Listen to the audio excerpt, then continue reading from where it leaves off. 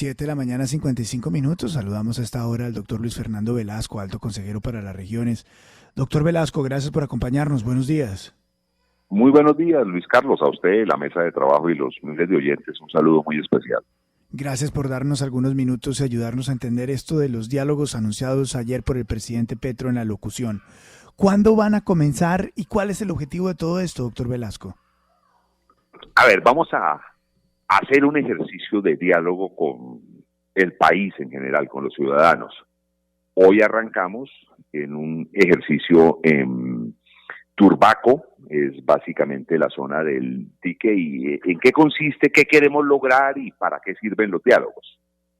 Primero, es un diálogo abierto, es un diálogo al que asisten alcaldes, gobernador, autoridades, pero también gremios, pero también ciudadanos, sociedad civil organizada, sindicatos, o sea, todas las expresiones de la sociedad. La gente puede inscribirse virtualmente, aquellos que no tengan la capacidad técnica o las facilidades técnicas para inscribirse virtualmente llegan al sitio de los diálogos.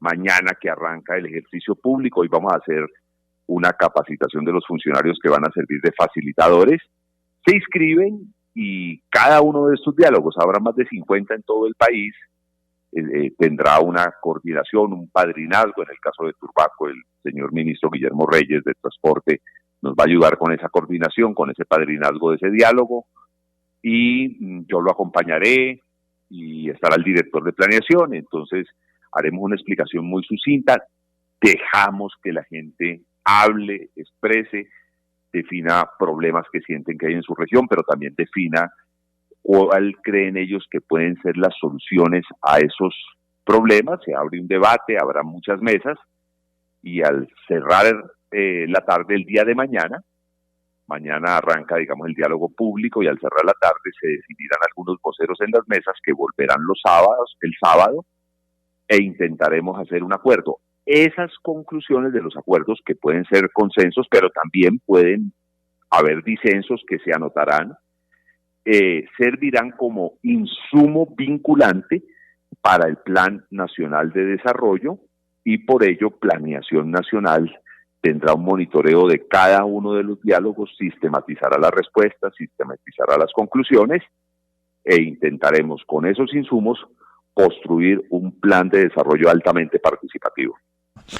Doctor Velasco, con los buenos días, le saluda William Calderón. Justamente sobre ese último punto que al que usted hace referencia es donde se centran algunas de las inquietudes, y es el cambio de modelo de la construcción del plan de desarrollo. Lo que nos está diciendo el presidente Petro es que es la gente desde el territorio la que va a construir el plan de desarrollo con ese modelo de que lo que se diga allí en esos diálogos va a ser vinculante. Sí, señor, es eso. Vamos a oír a la gente. Yo sé que es un esquema que genera algunas preguntas, algunas muy respetables dudas, pero vamos a creerle a la gente. Ya nos ha pasado unas cosas muy interesantes. Déjeme poner un ejemplo. El señor presidente hizo una especie de ejercicio piloto en la zona de La Gabarra, en el marco de una visita en la que asistieron no cientos, sino miles de personas. Y es impresionante ver cómo, a pesar de que alguna gente no tiene un buen techo, le falta en alguna vereda el acueducto, la electricidad, la gente fue llegando a unas conclusiones, y desde sectores gremiales hasta sectores sociales, Acción Comunal dijo, mire, esta zona, La Gabarra, tiene dos grandes prioridades.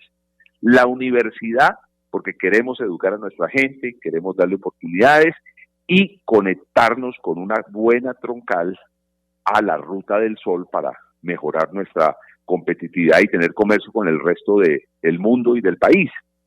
Uno pensaría que en un ejercicio de esos saldría una lista de mercado, que también puede salir, pero la gente en el proceso de diálogo es más sabia de lo que uno cree, y va terminando llegando a unas conclusiones interesantes. Habrán lugares en donde no se dé esa conclusión, y así lo recogeremos, pero vamos a creerle a la gente.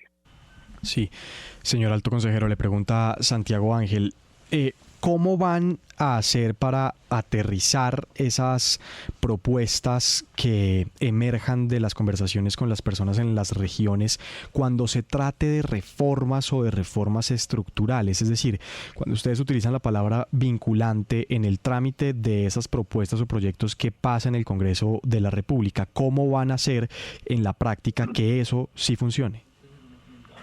A ver, nosotros somos respetuosos del Congreso de la República. Ni más faltaba que nosotros, digamos, le entregamos el proyecto, señor Congreso, no le quite ni una coma, no. Pues obviamente nosotros iremos a defender las conclusiones de los diálogos y pues esas conclusiones conformarán el plan de desarrollo. Ahora, se presentarán debates que no solo significan inversión, cemento, ladrillo. Déjeme poner un ejemplo. En el norte del Cauca, muy seguramente, alguna gente dirá, mire, acá hay un problema gravísimo, no solo de tierra, sino de violencia. Y ese problema de violencia está atado a la ilegalidad y al intento de algunas mafias de monopolizar el negocio del cannabis y del cannabis recreacional, hablemoslo sin eufemismos. Y entonces, nosotros creemos que la manera de enfrentar ese problema es legalizándolo para que hagamos una sustitución de cultivos, nos metamos seriamente en esto, vendamos, exportemos, volvamos un problema en una posibilidad económica. Eso es una reforma fuerte. Si eso es, y lo estoy colocando a manera de ejemplo, pero si eso es lo que salga del diálogo, la obligación del gobierno, independientemente de la opinión del gobierno, es llevar esa conclusión al marco del espacio en donde se puede resolver el problema. ¿Cuál es ese espacio? Pues el Congreso de la República, ya sea en el plan de desarrollo, ya sea en un proyecto de ley o de reforma constitucional, depende de la dimensión de la conclusión, y de esa manera ir a defender lo que la gente está pensando. Consejero, con los buenos días. De acuerdo, es escuchar a la gente y poner en un plan de desarrollo lo que la gente quiere, pero sí se pregunta uno, ¿qué pasa si la gente quiere algo que está en contra de lo que ha dicho y prometido el gobierno de Gustavo Petro? Le voy a poner un ejemplo. Usted ponía el de pronto hay unas comunidades que quieren desesperadamente que fumiguen los cultivos ilícitos porque están llenos de ellos, u otros que dicen, ¿sabe qué? Nosotros estamos de acuerdo con el tema del fracking o la exploración petrolera porque eso nos trae regalías y nos trae bienestar a nuestra región. Es una pregunta de verdad muy interesante y muy, digamos, una provocante en el buen sentido de la palabra. A ver, de todas maneras, aquí hubo un proceso electoral que fue un ejercicio de debate público de unas ideas. Hubo unos elementos estructurales del programa por lo cual los colombianos votaron. Uno de ellos, por ejemplo, no al fracking. Lo de no al fracking se debatió públicamente y la gente tomó la decisión. Al votar por Gustavo Petro, tomó la decisión de no al fracking. O sea, ya hay temas en los cuales evidentemente nosotros vamos a defender un programa de gobierno que el país votó. Pero van a haber otros temas, y le voy a poner un ejemplo muy claro, en donde una cosa puede ser la opinión del señor presidente, pero otra cosa es lo que esté pensando la región, y nosotros tendremos que ser respetuosos para ser coherentes con lo de vinculante, con lo que está pensando la región. Zona cafetera, departamento de Caldas, y algunos municipios vecinos, y hay parte del sur de Antioquia, se ha abierto un debate muy interesante sobre prioridades de inversión. El gobernador de Caldas, sectores gremiales, sectores sociales, alcaldes, entienden y dicen que es muy importante concretar y terminar el proyecto del aeropuerto del Café. El alcalde de Manizales, otros alcaldes y otros sectores dicen, no, esa no es la prioridad de inversión. La prioridad de inversión es un tema de universidades, de transporte colectivo, etcétera. Yo me senté con el presidente haciendo un análisis y no solo yo, pues varios funcionarios del gobierno nos sentamos con el señor presidente haciendo un análisis. Y él me respondió algo que muestra su talante. Y dijo, mire, a mí no es que me convenza mucho el tema del aeropuerto, pero yo quiero ser claro, si yo le estoy planteando al país unos diálogos regionales vinculantes, Ese tema se debatirá en los diálogos regionales y yo seré coherente con la decisión de la región. Puede que me guste, puede que no me guste, pero en ese tema, que no es estructural del programa que le presentó el presidente a los colombianos en su campaña, voy a creerle a la gente y lo que la gente decida. Gusto saludarlo, doctor Velasco, es Juan Lozano. No hay duda acerca de la importancia y las bondades de descentralizar la toma de decisiones en un país que ha sido tan centralista y con una tecnocracia tan centralista. Aparece una duda. ¿Qué pasa en regiones en las que los pobladores no son totalmente libres de expresar su opinión porque están en zonas de control armado de grupos criminales?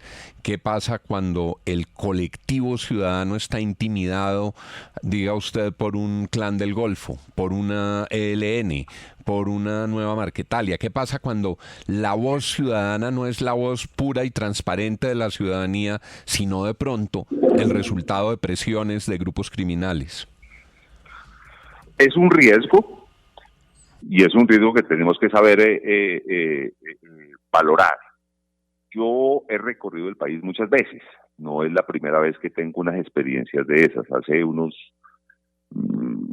25 años, me tocó hacerle seguimiento a las mafias cocaderas del sur del país, en Putumayo, Caquetá, y tuve una experiencia interesante que, independientemente de lo que entonces era la inmensa presión de la FARC en la zona, la gente sabía definir prioridades.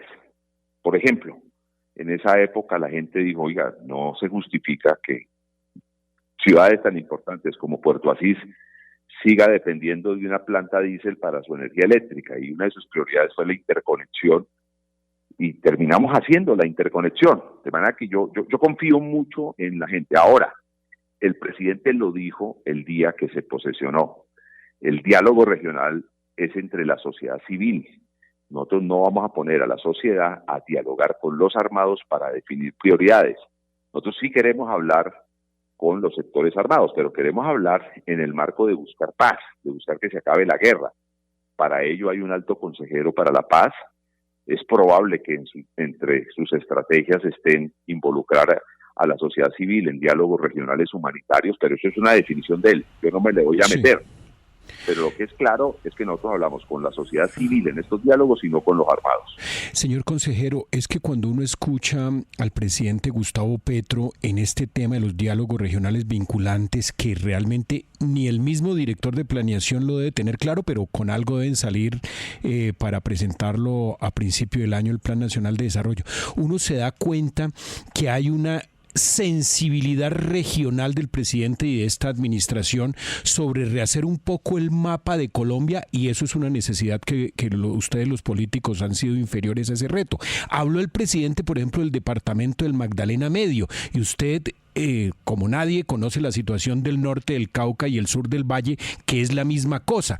Ese mapa de las licoreras, ese mapa de las cajas de compensación, que uno es el mapa político y el otro el verdadero mapa real de las comunidades que viven en esas zonas que no son ni del Cauca o son más del Valle o en el eje cafetero. En fin, ¿de estos diálogos regionales vinculantes va a salir un nuevo mapa nacional?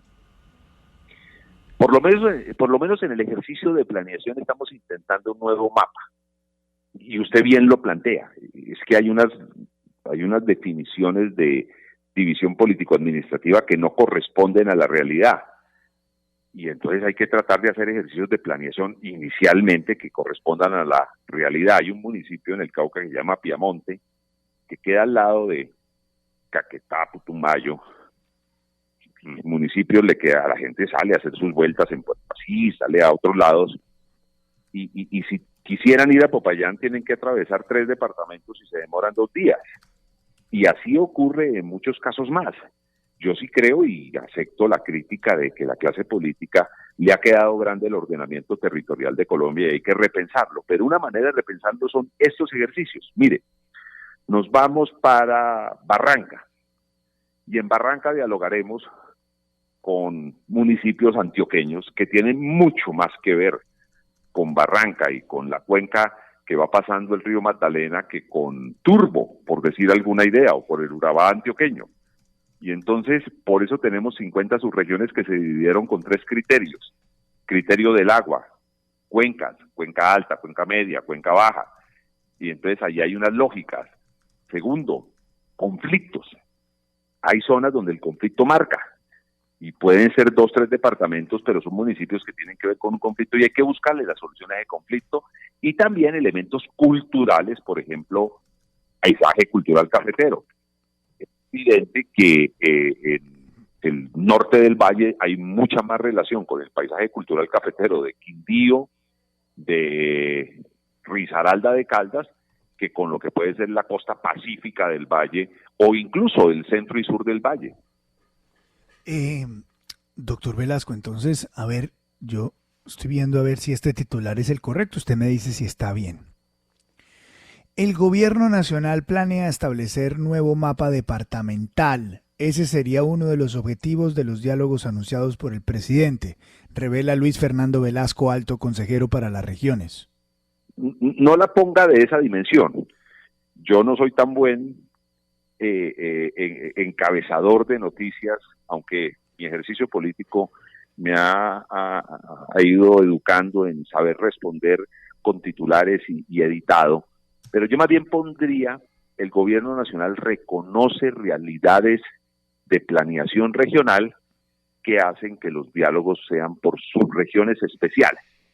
El presidente sí viene hablando de 2 temas muy claramente, y pues no es ninguna chiva, ustedes lo han escuchado. Él cree que hay que generar algunos mecanismos de planeación, no sé si serán exactamente nuevos departamentos o nuevos esquemas de planeación en zonas como el Magdalena Medio, él ha hablado incluso del departamento del Río, o en zonas como el Pacífico colombiano. Pero hay otras zonas en las que hay realidades de planeación que trascienden las fronteras de los departamentos. Claro, pero la manera en que se concreta eso en el mapa nacional y en la distribución de recursos nacionales es a través de los departamentos. Lo que se está planteando es un mapa departamental diferente. En planeación sí, pero pues a los muchachos que nos estén escuchando a esta hora, pues no los preocupemos diciéndole que les vamos a enseñar en geografía unos límites distintos, porque todavía no nos vamos a meter con esa división político-administrativa. Lo que vamos a hacer es definir unos proyectos que tienen la lógica de la planeación en torno al agua, en torno al conflicto, en torno a realidades culturales. Sí, pero esto es regiones o departamentos, porque cuando usted habla de la naturaleza intrínseca de regiones cafeteras que hacen más parte de departamentos como Risaralda, Quindío, Caldas, y no necesariamente del Pacífico colombiano, es una diagramación de los departamentos. Es una diagramación de definiciones de planeación y de inversión. Vuelvo al ejemplo del aeropuerto del café. Y permítame aquí antes para poder sacarle punta a la pregunta. ¿Por qué insisto en los departamentos? Porque ahí es donde está dividida la repartición de los presupuestos y demás efectos de gobierno, ¿no? Son los departamentos. Por eso, doctor Velasco, reitero, acuso en lo de los departamentos. Su respuesta. No, la pregunta es pues precisamente, si nos estamos deteniendo en la pregunta, es porque no es fácil de responder. Pero déjeme poner un ejemplo. Si usted habla de dragar el río Magdalena, usted no le mete el presupuesto a Santander, ni le mete el presupuesto a Bolívar. Usted tiene un proyecto macro. Y entonces vamos a recuperar la navegabilidad del río Magdalena y trasciende un departamento, son varios departamentos. Si usted habla de arreglar el problema de las inundaciones en la zona del dique, donde arrancamos, pues usted no puede hablar de tome Bolívar, le mando esta plata, porque son varios departamentos que confluyen en la solución de ese problema. Y así, si usted habla, por ejemplo, de una definición de una economía de turismo en el eje cafetero, muy seguramente habrán inversiones que le interesen a Sevilla en el Valle, pero también a Montenegro en Quindío y a Circasia y a otros municipios. De manera que el tema de las inversiones no lo estamos pensando tan departamentalizado, sino proyectos que respondan a unas lógicas como las que ya planteé. ¿Y esos dineros se les quita a los departamentos para que los manejen a nivel nacional? No, ¿cómo se le ocurre? Ni más faltaba. Hay recursos. Yo que fui el coordinador ponente de las regalías, que le entregué esos recursos a las regiones, no estaría defendiendo esto. No. Hay proyectos en los que muchos podemos confluir. Hay recursos nacionales que maneja la nación. ¿Y en dónde se invierte? Pues en los territorios. Es que la nación es la suma de los territorios, entre otras cosas. Pero ¿y entonces cómo se financia? ¿Cómo sería la distribución de los dineros de esos megaproyectos que involucran a varios departamentos del país? ¿Cómo se les da la plata? Si hay un proyecto muy grande, sí. La nación va con sus recursos y muy seguramente le dirá a Findeter, ayúdenos a hacer el diseño del proyecto, la prefactibilidad, factibilidad de diseño, etcétera. Sentémonos con los 4 o 5 gobernadores que tienen que ver con esta región y veamos cómo nación, gobernadores, alcaldes, sacamos adelante el proyecto. No, hay mecanismos dentro del Estado de ejecución que no es quitarle la plata a las regiones, entre otras cosas, porque independientemente de estos diálogos, siguen habiendo pequeños problemas en los cuales recursos municipales y departamentales tienen que ayudar a solucionar. Que en una vereda está dañada una escuela. Entonces, muy seguramente el alcalde de categoría 6, que tiene regalías propias, va a decir, no, esa platica poquita, esos 2.000 millones que recibo bianuales, voy a hacer un plan de mejoramiento de escuelas. Y eso obviamente es su responsabilidad, y la plata, ni más faltaba que se la fuéramos a quitar. No se trata de eso. Son los recursos de la nación que definen unos proyectos y que los territorios pueden concurrir a ayudarnos a sacarlos adelante. Doctor Velasco, revisando como las preocupaciones, las críticas que han surgido de estas primeras ideas, le pregunto por 2 que son recurrentes. Uno, pueden estar transitando hacia la balcanización de Colombia.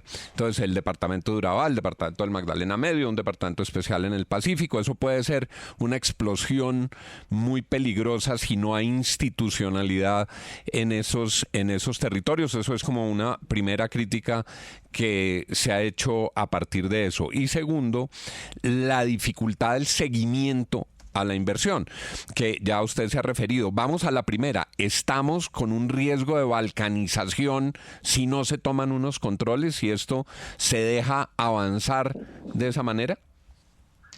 Creo que es el doctor Juan quien me hace la pregunta. El mismo, doctor Velasco. Gusto saludarlo. Doctor Juan, qué bueno saludarlo. No, hombre, Juan, aquí no hay esos problemas. Aquí no hay poblaciones enfrentadas por religión. La historia nuestra es la misma. Bolívar fue nuestro libertador.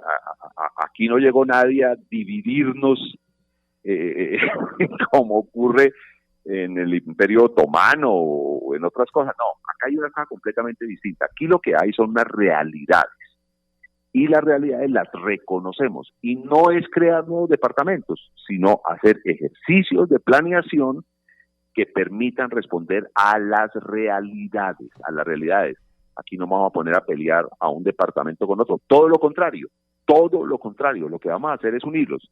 Hace menos de un mes me sentaba yo con los gobernadores del Caribe, y todos los gobernadores diciendo, oiga, qué berraquera que podamos hacer el tren del Caribe. Entonces, es un proyecto, entre otras cosas, en sus inicios muy bien estructurado por el gobierno anterior, por lo menos bien diseñado. Findetera cumplió un papel bien interesante, y entonces nos sentamos frente a ese proyecto que ya viene avanzando, en lo que los gobernadores confían en que puede hacerse algo interesante. Entonces, en cambio de decir, no, este tren es del Magdalena, o el tren de Aracataca, o el tren de Macondo, o el tren solo de un departamento, lo que termina haciendo la gente cuando uno abre estos espacios de diálogo es juntando esfuerzos. Entonces, más que balcanizar, lo que queremos es generar unidad nacional. Son las 8:20. Doctor Luis Fernando Velasco, alto consejero para las regiones. Gracias por darnos unos minutos aquí en la FM. Muy amable, muy gentil. Mil gracias, Luis Carlos, y a toda la mesa de trabajo.